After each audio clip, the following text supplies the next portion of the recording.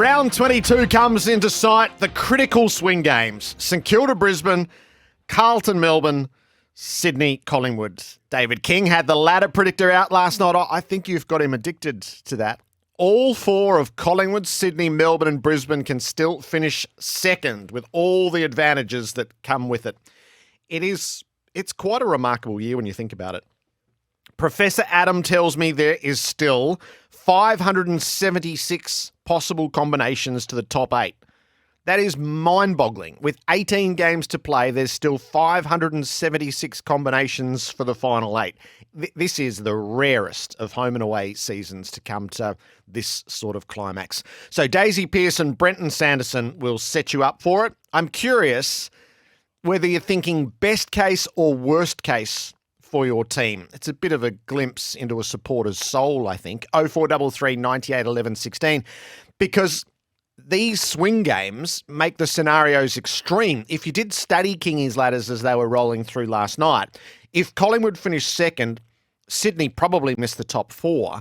And if Brisbane finished second, Melbourne might very well fall to 6th.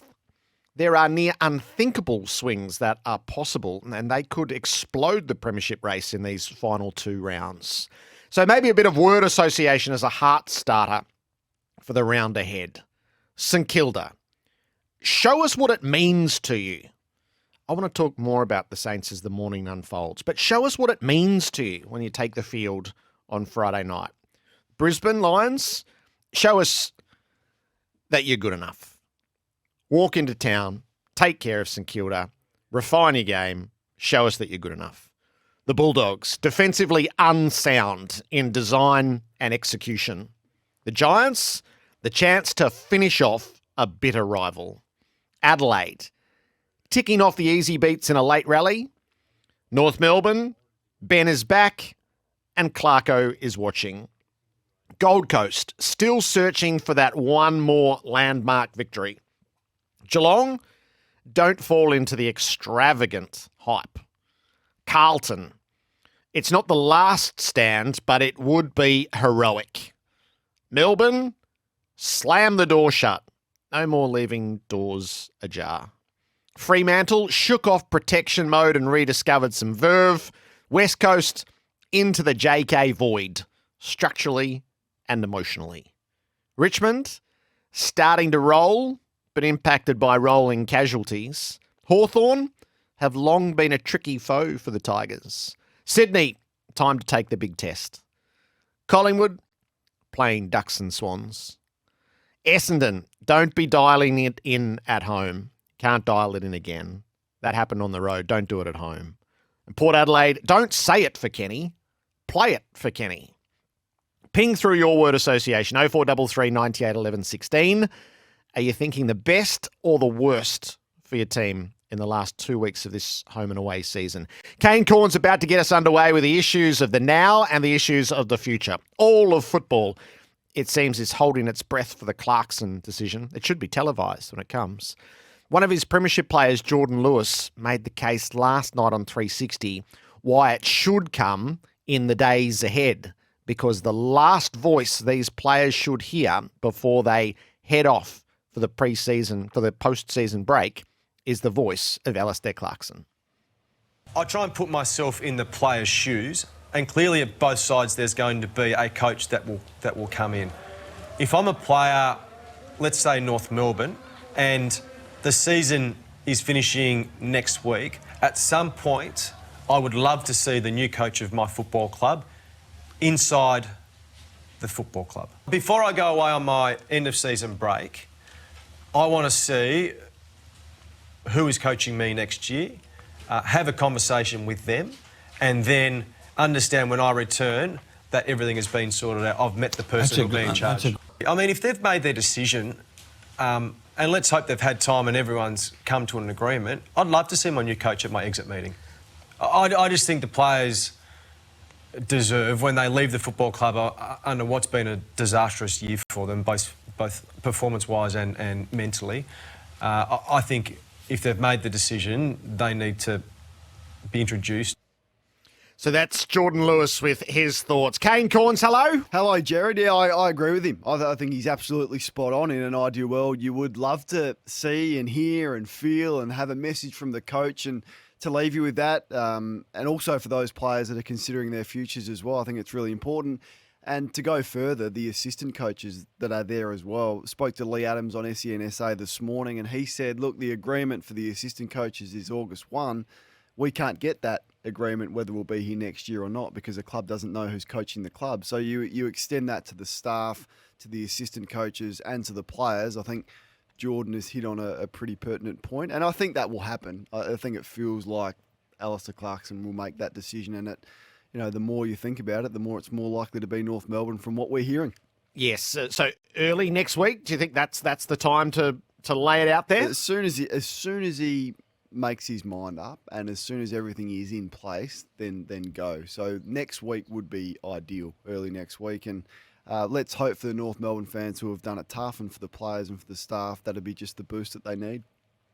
Righto, we've got a bit of ground to cover this morning, but it's been a little bit of a rugged week. Could I take you to the thoughts of Tim Watson, Kane? This was the wisp.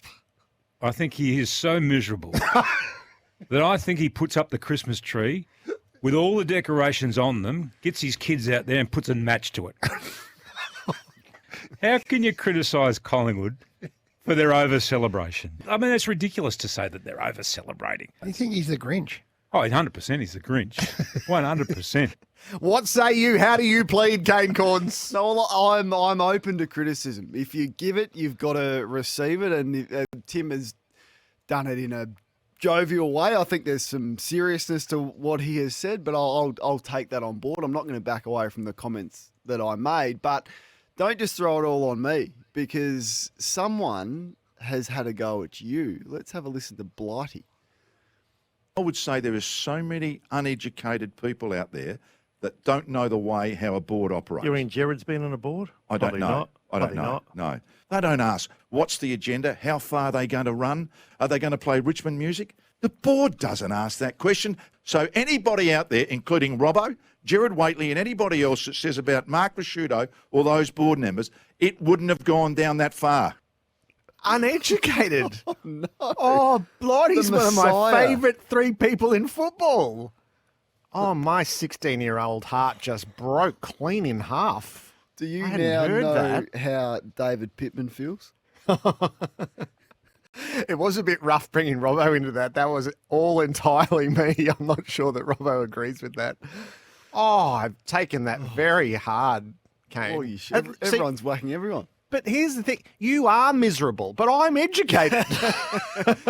No, I think Blighty. Well, Blighty can have his own opinion, but that one cut you, didn't it? Because he's one of your favourites, Blighty. He is. The mind of Blighty is the most intriguing place. Anyway, all I hear from your side of the board is excuses and obfuscation. So at least it's consistent. You'd be able to answer this from your dad. Do they provide a cheat sheet to the former coaches? Well, This is how to deal with it? yeah. Well, the thing that Blighty's probably missed there is that, at the time they may not have known exactly what was going on at the camp, but in the 3 years post when they'd be defending it, they had been aware of what went on and they were still defending it. Now, credit to Dad, if there is any. I disagree with what he has said, but he has not deviated from his original opinion. He has his own sources, and you may agree or disagree with the perspective they're giving him, but he hasn't deviated where some other media personalities in Adelaide have flip-flopped all around on this issue in the last 4 years. So that's all I'll say about Dad. Let's skip past that, shall we? So how do you want to approach Collingwood? Well, I've just was witnessing. You don't believe in mystical forces in footy, are you? You're too hard a man. No, I think they're in the absolute sweet spot, and there is a brief period of your career, some longer than others, depending on how successful a club that you play with, where everything just works and you are playing for each other, you're jumping on landmines for each other, you're over there, you're supporting. There is the brilliant feel about it. You wake up, you're not on the physio table on the Monday morning, you're feeling great and the mood is magnificent.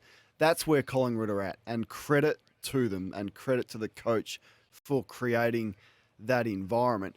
My only thing was, and sometimes you have opinions that are more off the cuff than anything. This was an off the cuff opinion on it. I just haven't seen a team as over the top with the way that they're carrying on after a game, after a home and away win. Now, that's not to say that may be the new way, and other clubs, it's a copycat industry, may go, well, hang on, maybe we don't celebrate wins like Collingwood. Maybe we should celebrate in an over the top way like they are. I've just never seen it before, and when I've never seen something before, I'll say it. Like you're a WWE man. I think they're drawing the energy of their crowd. You can celebrate however you want after you win a premiership. You can do whatever you like. I just haven't seen a club celebrate like this after a round 21 win and other wins for the year. And granted, they've been in some pretty emotional finishes, and you're not going to criticise them for celebrating after the siren like they did with Jamie Elliott. But it's strange to see. I've never seen it before. Look, we'll wait and see. I would just think that Geelong wouldn't do it. Sydney definitely wouldn't do it. Melbourne wouldn't do it. Richmond wouldn't do it. And look, it's not to say it's right or wrong. I'd love to see them do it in September and not after round 21. That was the only comment. It wasn't necessarily a criticism. It was more just an observation that I've never seen it before.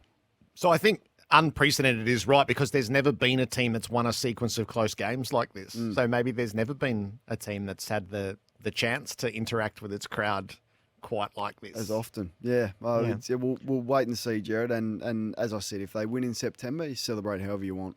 All right, the overall merits of the Collingwood Challenge, so what they have out on the field. Yeah, so I've just been looking, and I went actually back through the AFL Bible this week and just had a look at the forward line, because the thing that strikes me with Collingwood is that it is a forward line that is unheralded, really. I think that's the right word. So if you go through the front six that they've got, McCreery, Myercheck, Elliott, Cox, Ash Johnson, Ginnivan, and a bit of DeGoey is in there as well. Hoskin Elliott a little bit as well. They're not household names.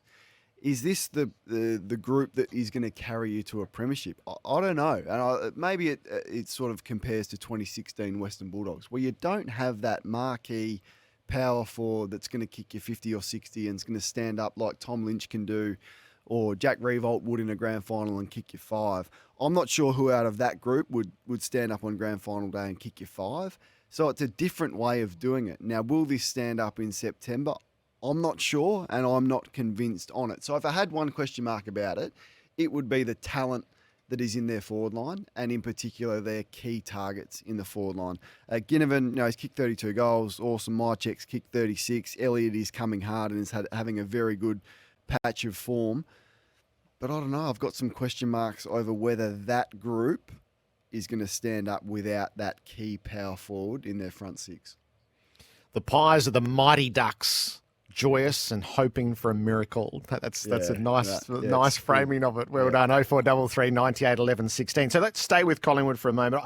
I've been reading the Jordan DeGoey material, and I think this is probably more your portfolio than mine. The phrase that struck me in the back page story was DeGoey's outstanding form and capacity to avoid controversy since his Bali trip has helped bring about the Pies' dramatic change of heart. Capacity to avoid controversy since his Bali trip. We really are setting the bar low here. Yeah. So once he plays a couple of good games, that's it.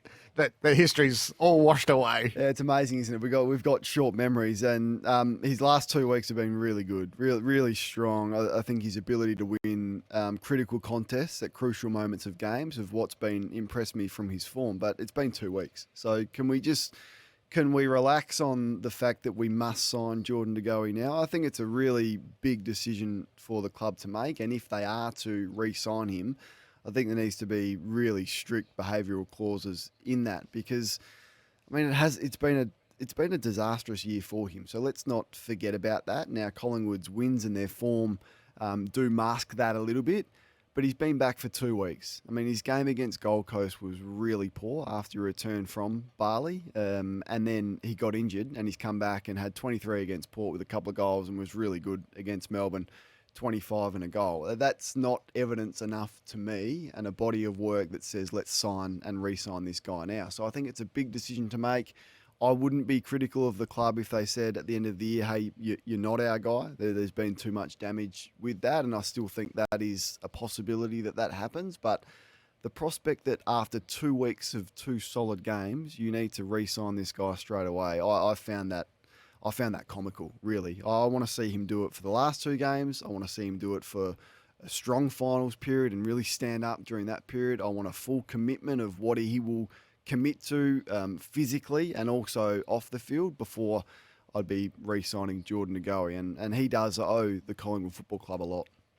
When you unveiled the Jared Pollock Hall of Fame for long contracts that didn't really come to fruition, you had Brodie Grundy on the Had him as a watch list. Yeah. Are you prepared to induct him? He's the 7th inductee into the Jared Pollock long-term contract Hall of Fame. Now, he will join Dan Hanbury, Jared Pollock, Rory Sloane, Rory Atkins, Wayne Miller and Jeremy McGovern in this group of 6, now 7, because he had to be. If Collingwood are now really open, and he is open and is meeting with clubs on the eve of Collingwood's final series, and the fact that, I heard Collingwood are prepared to pay $300,000 of his wage next year. It might even be more. So if that's the case, and you've got 5 years left on a deal, then that's been an absolute disaster for them. To give a guy $7 million for 7 years, and then after only 2 years, you're looking to pay a large chunk of his salary for him to play for another premiership candidate, be that Geelong or Melbourne, because they're the 2 teams he's been linked to this week, then yeah, I don't think there's any way you can look at that contract other than a massive failure. It's an embarrassment, really.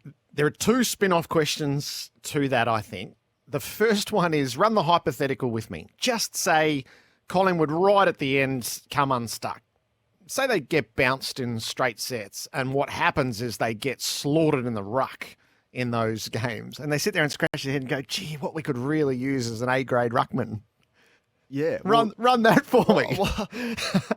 He might be the second best ruckman in the comp. Well, I thought that. I actually sent out a tweet when they played Essendon recently after that game where Elliott kicked the guy off the siren, because Draper was on fire. I remember Draper's third quarter, he was on fire, and I was like, are you sure you want to give up on Brodie Grundy just yet? Because you got Mason Cox and Cameron, who look really solid combination, but Darcy Cameron's not Brodie Grundy.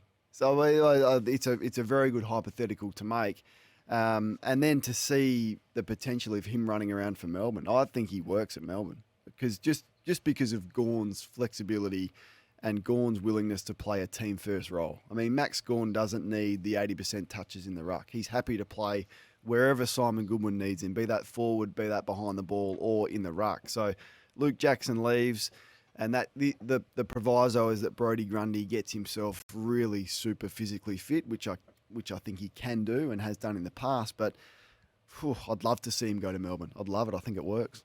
So why does it work? Well, because Max Gawn has the flexibility to play somewhere else. And if Jackson and Gawn has worked, and if Jackson and Gawn gives you a premiership, Brodie Grundy is a better ruckman than what Luke Jackson is. He's a different ruckman, but he's better. So you're upgrading Luke Jackson for probably a 2-year period where you're going to get Brodie Grundy in the sweet spot. So you take the gamble that the last 3 years, his footy may drop off there, and then Luke Jackson will come hard. But for next year, who's a better ruckman, Luke Jackson or Brodie Grundy? If Brodie Grundy's fit, then it's Brodie Grundy. So you're upgrading on that. You get another leader into the group.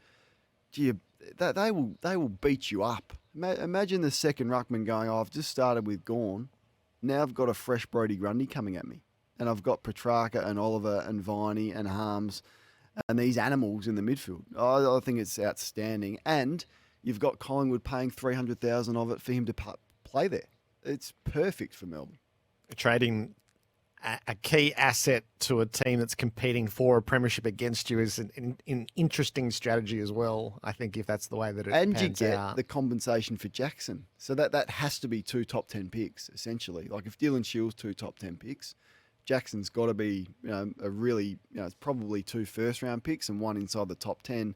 Yeah, add that to their group next year, and what you could do with that to either on-trade it for more experience or go to the draft. Yeah, I think Melbourne are going to be sticking around for a while. Has David Koch got a mess to clean up in your town, Kane? Yeah. Your analogy of kicking with the wind really resonated, I must say, is placate the supporters at the expense of the coach. And that's exactly what it did. And the other thing as well, when you look at it, he used the journalist David Pemberthy for him to put words in his mouth. It was Pemberthy that said, could this be an accurate headline? And David Koch said, yeah, turn it around or watch out. Firstly, 2 weeks, you're not going to turn it around. And secondly, what are you going to learn in 2 weeks that you haven't learned in 10 years for Ken Hinkley? It puts the whole of the staff on edge and has them looking over their shoulders. And then, yeah, I guess you've done that just to satisfy a large group of disgruntled supporters. So if you're a strong football club, you make the calls that you believe are in the best interest for the club, not the calls that the supporters believe are in the best interest for the club. So I think he'll look to clarify those comments today on Channel 7, as he should. And be unequivocal that Ken is the coach for next season? I think he has to be now. It's either, I mean, there's 2 weeks to go. You either say, right, we're making the call that we are sacking Ken Hinkley, or he is absolutely our coach. There's no middle ground. There can't be any questions in the middle there, Gerard. It can't be vague like it was on Monday. Yeah, so it was either introducing doubt on purpose or introducing doubt accidentally. I must admit, I'm in the accidentally camp, at which point it's... But if he says it today, that's it. Yeah. It doesn't matter what review you do in the postseason. If you utter the words today, you are locked into Ken for next year. And I hope he does it in a way where a follow-up question can be asked, because a lot of his stuff on Channel 7 is just him sort of ad-libbing for a minute and he doesn't answer the questions. You'd love to be able to ask him a question. All right, are you guaranteeing Ken Hinkley his job next year? Yeah, that decision is made it doesn't need to be readdressed for whatever work's going to be done in the postseason. And there is an examination to be done. Everybody agrees with that. The coaching position is not changing. Yep. Okay. Did you have the latest All-Australian meeting yesterday? We did. Yes, we did. So I want to start by, I totally respect there are things that can't be said, okay? I just want to understand, what sort of negotiator are you, Kane? Can you be talked around from a position? Are you a barterer, or are you and this is where I think you are, it's my way or the highway? It's definitely not the latter. I appreciate that, but it's not. No, I can be talked around from the strong opinion that I may have on a player, because I mean that's the process of a committee. Otherwise, it'd be one person making the call. So each and every person has the focus that they come to, but then you debate it, and it's a collective team, isn't it? And it is really. Can I just say it's really difficult? Like it's harder than I thought it would be. So I think there was 55 or something names on the board that you start with yesterday, and of course you've got to pick the squad, and then you've got to pick the team. And I didn't feel like we probably made as much ground as you would like to, because I don't know if it's just a particularly difficult year, or whether this is just the case. Now, the All-Australian selectors that have done it for way longer than me might say this happens every year. It's hard, but to me, coming in, it feels like a really difficult year. In particular, I reckon the challenges with the backline. I mean, I think there's many worthy candidates in the backline, and perhaps not your absolute standouts that have separated them from the rest. So yeah, it's a difficult challenge, no doubt. So will you send some messages around? I'll give you your bloke if you give me my bloke before you meet next week. Bit of compromise, and then there's the structure of the team and the bench makeup and the rucks and the wings and all of that. Like there's so much that goes into it. It was 2.5 hours. It flew by. It was like you look at your clock. Geez, been here for 2 hours. Probably haven't made as much ground as we would have liked. Anyway, we've got clearly, and there's still 2 weeks to go that are really important. But another meeting post round 23, and whatever team we name, people will be upset with. That is a given. And in your notebook, have you got a 22 that you're working from? Yeah, I picked my own. We all. So and then it's. I think that's a good place to start. But my 22 won't be the 22 that is named clearly. That's the reason for the committee. But it's been a really fascinating and interesting exercise, and the Rising Stars, fascinating as well, because we've had an amazing crop of rising stars this year. Yeah. All right, terrific. Good on you, Content Gerard. King, Grinch, take your pick. Kane Cornes, thank you. I'm just going to go set my Christmas tree on fire.